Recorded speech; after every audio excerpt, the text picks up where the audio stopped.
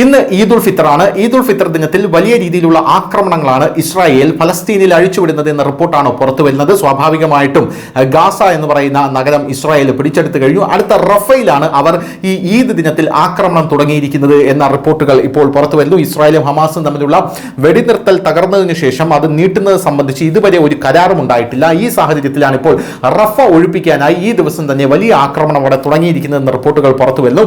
Israeli ആക്രമണങ്ങൾ വലിയ രീതിയിൽ തുടരുകയാണ്. ഈദ് ആഘോഷവേളയിലും അവയിൽ കുറവുണ്ടായിട്ടില്ല.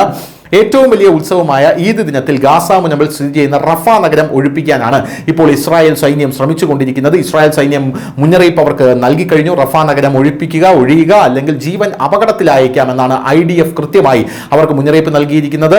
അതിനാൽ ഗാസ മുനമ്പിൽ സ്ഥിതി ചെയ്യുന്ന ഈ നഗരത്തിന് നേരെ ഇസ്രായേൽ വീണ്ടും വ്യോമ കര ആക്രമണങ്ങൾ ശക്തമായി തുടർന്നേക്കാം എന്നുള്ള ഭീതിയിലാണ് ഇപ്പോൾ അവിടെയുള്ള ജനങ്ങൾ. ഇപ്പോൾ തന്നെ വലിയ രീതിയിലുള്ള ആശങ്ക അവിടെ നിലനിൽക്കുന്നുണ്ട്. പല ഭാഗത്തും ആക്രമണങ്ങൾ തുടങ്ങിയിട്ടുണ്ട്.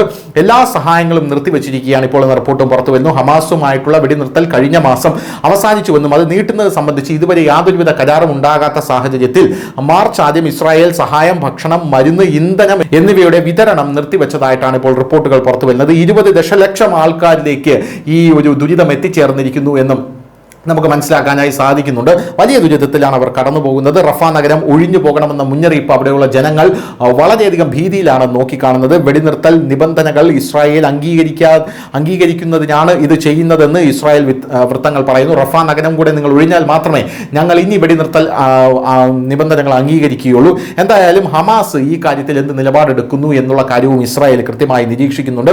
ഇസ്രായേലിൽ നിന്നുള്ള ആക്രമണങ്ങൾ തുടർന്നു പോകുന്ന ഈ സാഹചര്യത്തിൽ ഹമാസ് ഒന്ന് പിൻവാങ്ങുന്ന കാഴ്ചയാണ് നമുക്ക് കാണാൻ സാധിച്ചത്. ഇപ്പോൾ റഫ നഗരത്തോട് തന്നെ ഒഴിഞ്ഞു പോകാൻ മുന്നറിയിപ്പ് നൽകിയിരിക്കുന്ന ഈ സാഹചര്യത്തിൽ ഞായറാഴ്ച മുതൽ റഫയിൽ 11 പേർ കൊല്ലപ്പെട്ടു എന്ന റിപ്പോർട്ടുകളും പുറത്തു വരുന്നുണ്ട്. അവരുടെ മൃതദേഹങ്ങൾ കണ്ടെത്തി. അവരിൽ പലരും ഹമാസുമായി ബന്ധമുള്ള തീവ്രവാദികളാണ്.